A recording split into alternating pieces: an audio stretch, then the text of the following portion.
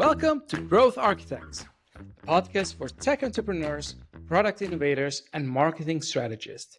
Whether you're searching for product market fit, exploring new growth channels, or trying to avoid common startup pitfall, this is where you'll find proven strategies to fuel your success. And now, let's get started.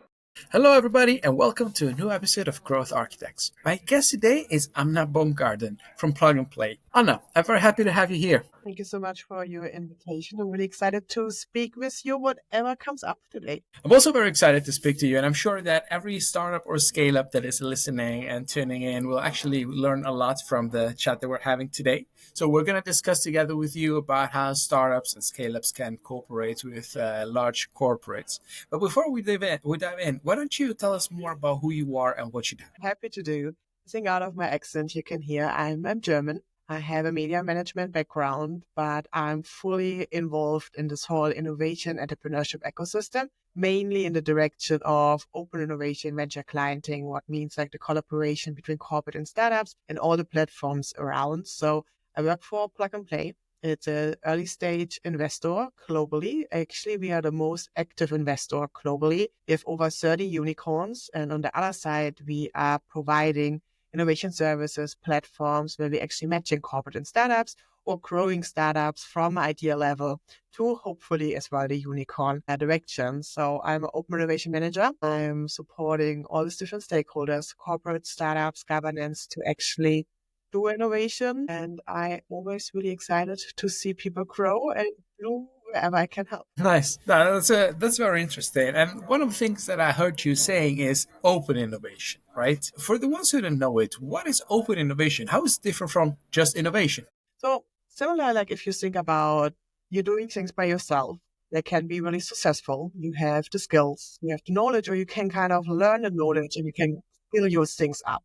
However, this takes time and resources. Open innovation, you open up to other companies, other startups, other people who are actually linking in their knowledge they actually worked on as well, and to team up and to collaborate on innovation. So it's not like a one person, one company show. It's like open to startups, research institutes, suppliers, and you're using actually the win-win situation from both sides. Okay, got it. Because, well, that also says a lot about the episode of today, which I would like to have a very practical episode together with you today. So I think it's going to be very interesting for all the startups to listen, like, how can you land a cooperation with a large corporate? So what are usually things to do or to avoid, for example, when you want to land a cooperation like that? But before we talk about startups, let's actually talk about you guys. So where does your job usually start? Is it more like a corporate that gets in touch with you? Is it a startup? Is it both? This is so hard to say because we do both. At the end, every location we are, every region we are, it's different of what we operate because there's not one thing fits all. So thinking about, we started really like as investor in Silicon Valley, investing in Google and PayPal, like supporting them on the beginning, long time ago, right? We really have an accelerator program where we scale up startups. There where startups are, corporate came, and now we actually supporting corporate finding the right startups. In some locations, in other locations, we work with the startups. In other locations, we work with the governance. So there's not really this one approach. However, I think this is like a big difference to a lot of other, let's say, innovation providers, that we on one side can find for corporates a solution globally wherever they are, their need on the startup side. The other way around as well for startups to find them a client in a POC and a pilot, validate actually the technology to scale in this direction. So what you said, for a startup, first corporate, I would say yes to both. Okay, so yeah, it actually really goes both ways, dependent on where you guys are, depending on the needs. Okay, cool. And would you like to tell us just quickly, like, what is usually the most common thing you hear from corporates the moment they get in touch with you? And what is the most common thing you hear from startups when they get in touch with you guys? Of course, it depends on the company, but a lot of times it means, why do we need to work with startups? Like we have this long-term experience, we have our R&D department, we have so many IPs. Why a startup can help me? Small kids from Berlin, like, why is this something, right? And this is like, because they don't really have the culture maybe to understand that opening up really helps to innovate. Maybe from startups, it's more the scareness. Are they like kind of stealing my technology? Like corporate is so huge. They have this huge legal department. if I'm sharing what I'm doing, do I not maybe lose what I actually worked on? How do I am protecting myself? So for both direction, this actually really reduce the opportunity on innovation because the ones who are opening up and see what's out there, the other ones are scared to share. And to overcome this gap, we really try to help. Got it. And so, what have you seen works well in convincing both parties to work together? At the end, innovation or a lot of things are people business, right? Thinking about you now, a corporation needs this kind of topic and you're matching them with a startup, you know they're good actually solving it. And then, of course, maybe you have like the salesperson from the startup and the innovation manager. But what I always love is actually getting the engineer from the corporate and the startup founder or the tech team on one table. And they're realizing, wow, they really have the knowledge. The startup, they're mature. They're not 18. They're like 35, 40, 50, working in the corporate. Getting this aha effect that there's really like synergies. I think this is always really beautiful to see. But then, of course, as well, having the whole preparation on the corporate side, getting up the right strategy, the right capability, changing the culture, getting them inspired before actually getting in touch with startups to make it sure this happen fast. Because sometimes a startup don't have time, 2, 3, 4 years to No, wait until absolutely. sign. So there's this kind of organizational stuff, right? The culture stuff, and then just doing things will all come together at the end. But then So, consistent. what I hear you say is that the most important thing is really to make sure that first of all people talk and that there is trust in the room, so that you know that whatever you're going to share as a startup is not going to be copied or stolen. Yeah, also your efforts as a corporate are going to pay off. Have you ever seen that it was necessary, for example, from the startup side to take countermeasures or to try to protect their IP somehow? At the end, we always recommend have your IP protected. Like, I don't know, Okay. if you have like a development, registered it, and something like this. But usually as well, if you're collaborating, you're setting up a contract and you're defining what's happening with IP, you maybe as well co-creating. So this is already the step first, not to kind of run in this, I don't know if you said blue eyes or like kind of naive. You have an NDA and you have agreement when you're collaborating. I think this is highly important to protect both sides. Okay, so really to take in also as a grown up and to make sure that the right Yeah. legal documents are in place. We are not an innovation theater here. This is like really serious business. Yeah, that's a serious business. Say, well, now I'm very curious to know, right, everything about how does that happen. Also, what's your facilitating role? Let's say that you are a startup that has the goal of cooperating with a large corporate this year, right? But you really don't know where to start, and you don't know that plug and play exists. What are the first things that you would try to do yourself to try to get in touch or to try to at least get inspiration on the problem that you can solve? I would say use what is out there. Companies like Plug and Play, like we are how do you call it? We are like connecting the dots situation, and there are a lot of like accelerators we see out there who can do this. Because usually, if you, let's say, want to work with Mercedes, there's so many people you can write on LinkedIn, but this person maybe don't have the power, the resources, or now the right people in the company to navigate through. So having platforms who actually have the role connecting both dots, actually have a person that talk to in the company who usually has a management buy-in to make innovation happen, who then can guide you to the right business unit, maybe bring resources on the table and make things. However, I think, and this is in everything of corporate startup collaboration, relationships, whatever, think about the shoes of the other. Understand the client you want to work with, which industry are they in, go to the conferences there are, like try to be in the bubble your Mm-hmm. potential client is to get the touch points and to navigate you through in.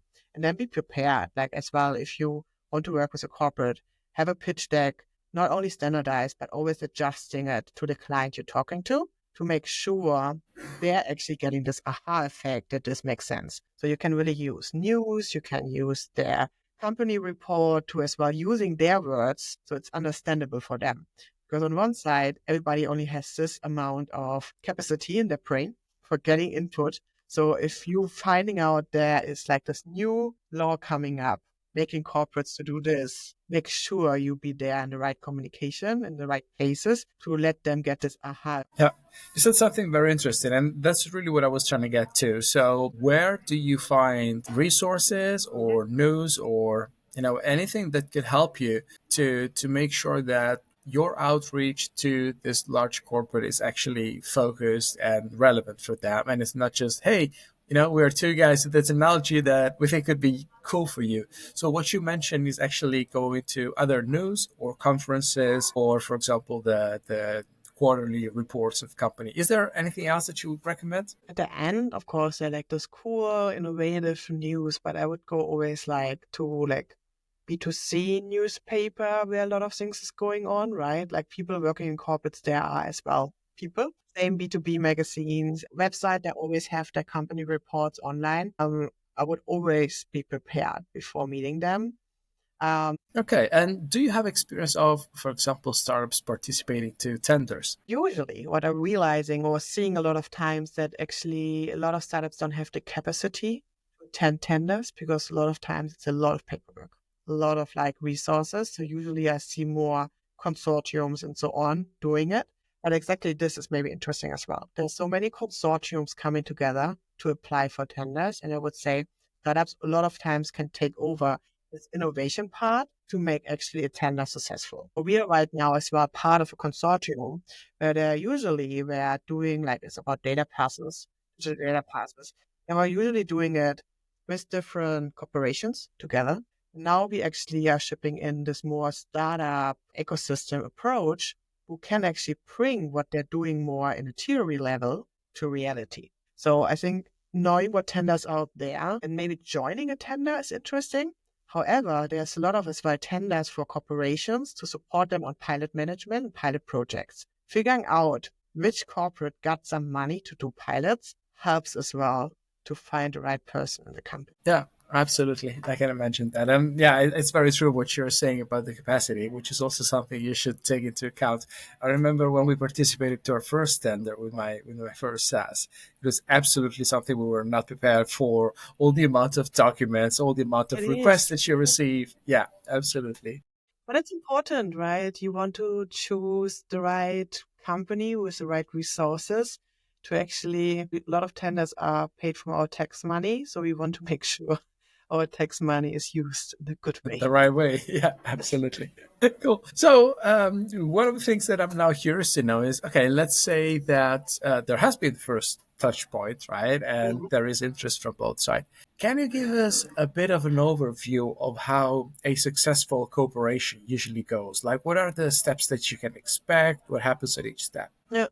No, this is a good point. And of course, each company, each startup is at a different maturity level. So of course, if you, let's say, work with companies who are more mature, they already have a more fast track process, or other companies, maybe you as a startup have to take over much more the project management lead. But I would say you can kind of put it in a three phase. It's like prepare, actually doing it, and as well reflecting on it. So I think the whole prepare phase a lot of times get a little bit overseen because you actually need to plan how you're collaborating, and the most important part, to define when is something successful. So let's say you work 3, 6 months on a project. When do we say this project was successful, and what are the next steps? So we always say, let's say starting with an NDA, like an easy NDA with a client to say you want to work together. Then you start like scoping your collaboration. What is, let's say, the minimal viable product, the killer features you want to test on the technology level, on the culture level, whatever you need on the collaboration. And then as well, you think about what is stakeholder, how is the project management, and what is the KPI we measure at the end, if this is successful or not. Same, I'm a big fan of paid projects, paid POCs, that as well for both sides is a valuable situation. So this is something to agree as well, like what is the money flow from corporate to startup or maybe tender, however. And we always recommend as well on the corporate side, at least cover the costs for the startups. So they are still existing at the end of the pilot, right? And not going in the red numbers, but then as well agreeing in the prepare phase, if we go into the next phase, if we do an implementation, if we do a follow-up POC, how does it look then? To kind of plan the resources. And then as well, of course, on the startup side, we need to be honest. What can you deliver? What are your resources? Who is the project team? So this is all happening in the prepare phase, getting the data center and everything done, whatever you do. And then, of course, in the execution, you can do, of course, only a demo or POC, or you do really a pilot. I would always maybe go more with a POC in a more safer environment, not really doing it on the production. And if something goes wrong, wasting millions of euros, getting a data center or like a data place ready, the sandbox, however you do it, and as well give your client time to prepare the data or whatever they have to do on their side as well. But have it planned in a project plan. So executing. And then last phase, I think a lot of times get lost as well after documentation, after seeing what went out well, to really look back. What did we define on the beginning? Did we achieve it? Do we need to adjust something? And what are the next steps? And I think with this, you have a good part. Of course, the middle part, I couldn't talk about too much because every project is different. It's different. And Yeah. have to be not organized and be fair to each other, as well understanding that corporate processes are not always too fast. And as well, startups can support the corporate to be faster, taking over maybe more the project management role, making it easier for, I don't know, using the data, whatever. But at the end, this is a partnership. You mentioned before POC, so proof of concept, or pilot. Sometimes there's a pre-pilot. Yeah. For the ones that are not familiar with these terms, would you like to say what is it, each one of those, and what are pros and cons? Fully happy to do. Of course, there are different definitions out there. Let's say a demo is more testing out a project, a software from somebody in an easy way, really fast. A POC is more on a small amount of project in a short phase in a safe environment. And a pilot is already more in a real environment. It's already a longer part. It's already a more involvement of people. So you kind of see it's kind of scaling on the responsibility of this project, on the risk of the project, and as well on the time. Okay, and for which one of this do you think it's realistic for a startup to expect to get paid? Is it also for a demo, or would you say not really? I would, of course, it depends on the demo, but I would more go on a POC and pilot phase because the demo is a lot of times like the advertise. You're already seeing there's something coming Book a out. demo. At the end is as well, you have to look at what are your costs on your side, to be fair. I saw so many startups actually, I don't know, wanted to work with one of the big OEMs and they said, oh yeah, they're rich. I will put on the bill 1 million and their cost was 10K. This is not fair in this direction. Same time, it's not fair if a corporate says, the startup wants to work with me, they make it for free on their own shoulders. So I think it have to be kind of, let's say, a zero at the end on the paper Yeah. for the first 3-6 months, but then we all have to eat, right? The second one is actually a scenario that, well, I recently encountered with a client of mine, right? We're preparing a prototype for a company that they wanted to work with. And even before the contract started, they were asked to modify features, add new features. So what do you recommend? Obviously, the risk there is that then the project doesn't start. So what would you recommend to companies that are kind of pushed in that corner of like, yeah, we want to do business with you, but you guys missed this? Which obviously can be a risk for the startup. What would you recommend? Yeah, I think at the end, thinking about, okay, before we start, we need all these features. At the end, you should maybe test out feature 1, then feature 2, then feature 3. Because if you're already thinking about everything you need, then before you really start doing things, 1, 2, 3 years are over. So we really say, let's always break down, similar like if you're developing apps or so on, right? You have like feature prioritization and you start with 1, 2, 3 and you test them on the way. So as well in this direction, I would more go with the corporate saying, hey, we're happy to do, but let's first do the collaboration with the features we have and then we scale in other directions and we co-developing them on the way. Got it. And obviously, yeah, as you said before, to make very clear that for any change, there is, cost that you incur into, and obviously the risk of not doing this is just too high, right? If you ask for customized changes. But overall, if you always get this feedback, then it's something you have to think about. Maybe the company has to develop before really working with the corporations. So I think this is as well a valuable feedback to get from clients. Yeah. If this is missing and what you have is not valuable enough to collaborate together. Got it. Yeah, that's also a good one to take into account. And very curious to know now, right? Is there anything that you see often going wrong in this kind of cooperation? What is it? What is it something that startups or corporates should definitely avoid when they embark in this kind of cooperation? Good. There's so many things, right? Okay, let me think about a few.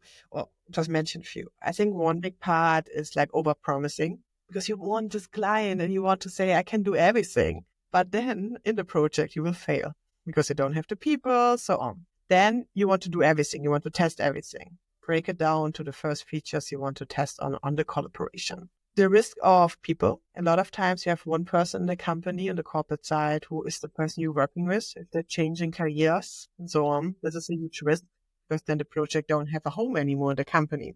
So as well, setting up the stakeholder map and who to be involved, I think it's really important as well to define the risks and seeing what happened then. And then I think this is a lot of times forgotten, like POCs or pilots or collaborating with corporates. I think it's a big benefit for investments. Like investors like to see that your technology is as well has traction. But what I see a lot of times in collaboration, startups as well corporates, they don't speak about it, what they did. As well if it's a failure, what is not a failure, you're realizing with not spending too much resources that does not work, or maybe something is missing, or things have to be adjusted. If you have the possibility to create use cases, creating videos about the collaboration, internally promoting it, externally promoting it, this is a huge benefit out of a collaboration. With this, maybe you find somebody new in the company you can work with or follow up budget, or externally you as well show the use of your technology, and it's easier for people to understand what actually your company is doing. Okay, got it. And if you cannot communicate the name of the company, maybe you can say a German OEM. Okay, well, I still remember screwing up big times during our first cooperation, because then out of enthusiasm, that was quite some years ago, I announced on LinkedIn, hey, we're working with this large insurance company. And then, obviously as a startup, you don't know that often. Even the fact that, everything is on paper and there is obviously a signature from both sides. Still, you cannot announce things. Even if it's in pilot phase, How would you reply to this question? You have the experience, right? Like, what would you say are the big topics on making it fail? Like, failing is good. Failing for the wrong reasons, it's not good. So what are your experience? Well, there's, I think, two things that I have seen go wrong oftentimes. So the moment when a project moves from the innovation department to a business line, and it actually, I think it seems that the cycle that you just described should actually almost be double, right? Because then you move from the innovation department where you can have certain KPIs, but then you should make the effort to understand what are the KPIs for the business line. And it probably helps if you have already defined also with innovation what are also the KPIs that will be important for business so that you can work towards them. And sometimes projects just get stranded, right? So you run them with the innovation department, it all looks good, and then they just go against the rock. So I'm actually curious to see from you if you have experience on how can you make that transition smoother. And then the other one is, well, I don't know if you guys have a lot of experience with that, but sometimes your client also invest in your innovation, right? And well, that was, for example, our experience. And it was sometimes a bit hard to keep the two roles separate and understand what the investor wanted and what the buyer wanted. Yeah. Okay, two topics. I like what you said about the innovation teams. In my role before, I was taking care of our automotive platform. That's the reason I'm speaking a lot about automotive here. Yeah. And I had over 400 pilots. I work with over 360 startups. The hard way is in this matching of startup and company to not only have the innovation team there, having them as enabler, but they should bring the right business unit. So the most projects were actually with innovation team and business unit together, having the support of the innovation team internally. With this, the follow-ups are easier, but engaging it's harder. Yeah. And so it needs more preparation time beforehand, getting the right people on the table to make things happen. And for this, a company needs to have the right governance system. So there's like this backbones, right? Like the things we have to have beforehand. Yeah, because the thing is also that not every company works the same. There are some companies where the innovation department is huge, they have large budgets, and actually they're almost as a business line themselves. They are responsible of all the implementation of change management. R&D department. Yeah, exactly. And sometimes they're more just like ambassadors, right? That do the matchmaking. So also the title sometimes doesn't say much. Yeah. There's a reason, like really researching on the company, figuring things out. Like every company is different. And as well, there are two different structures where the budget comes from. So I had clients where the business unit had to pay the pilot. I had clients where the innovation team paid the pilots to make it faster and easier to make it happen. And I had mixed systems. So for the pilot, let's say the innovation team were paying 50%. 50% came from the business unit. And then when it got implemented, everything came from the business unit. That could be a very And those are smart things solution. to find out. And I'm a big fan if innovation units have budget to as well kick off things for Horizon 3 projects, more long-term ones. But getting the buy-in from management and business units in pilots make it easier actually to test the technology in a more reality environment and find follow-ups. With real But users. the pro and cons at the end. And then to your second part about actually investment and pilot in the same company, usually from the CVC department. Sometimes I see as well that the CVC team are as well the ones enabling pilots because they have strategic investments. So how cool is it if you invest in a company and your first client is your own company? I think you can make a big win-win out of it because with this, you have a case you can then present outside to other companies showing and growing the company. But yeah, there could be a problem on expectations. So having, let's say, the investment person and the person being on the pilot thing, agreeing how to engage is highly important. Got it. Not to Yeah. see it separated because everybody at the end has a goal to grow their own company, right? So they should think about how to combine those. How important do you think is there the personal seniority of the people that you work Mhm. with? Again, every company is different. Okay, so it doesn't matter that much, probably. At the end, and this is again on the structure. If, let's say, innovation manager, investment manager, on their management level, how the managers have the freedom to decide things. They're enough. A lot of times you have to escalate things to management.